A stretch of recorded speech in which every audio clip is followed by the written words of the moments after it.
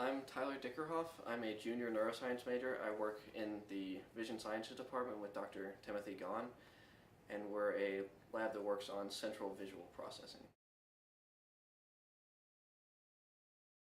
So how I got into this lab was I went to that quick connections thing that SciTech offers every semester, essentially. And I met with Dr. Gawne, and he told me about what he was doing. And I've always been interested in perception, how the brain responds to different senses, stuff like that. So as soon as I read about what he was doing, I was like, that's pretty cool, I could see myself doing it. And then I got into lab and it's just so much fun. So a lot of my responsibilities in this lab are technology kind of based. I do a lot of construction of circuits, design, stuff like that. I write a lot of programs to analyze data.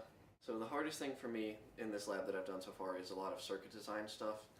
I've had to build LED arrays, this little robot monkey thing that I work with over here.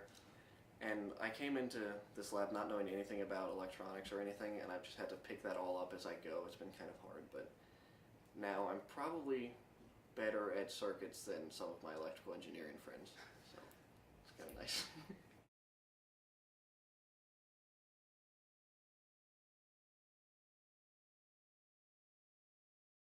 Well, the way most scientists do, I just blundered into it. I mean, you don't sort of wake up one day and say, I'm going to study visual cortex. What you do is you go out of graduate school and you sort of know you're interested in certain kinds of things, and you find a lab and they happen to be working on visual cortex. It could just as easily have been auditory cortex or the motor system. So you just blunder into things. That's how it always works.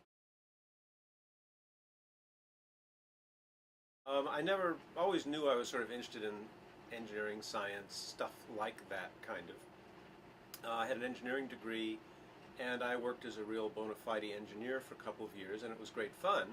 I certainly partied a lot more than I do as a scientist, but eventually it became kind of boring, and I remember the day I decided to leave engineering and go to science, my supervisor called me into his office and he said, you're going to spend the next 2 years writing software diagnostic programs for high-speed magnetic tape drives.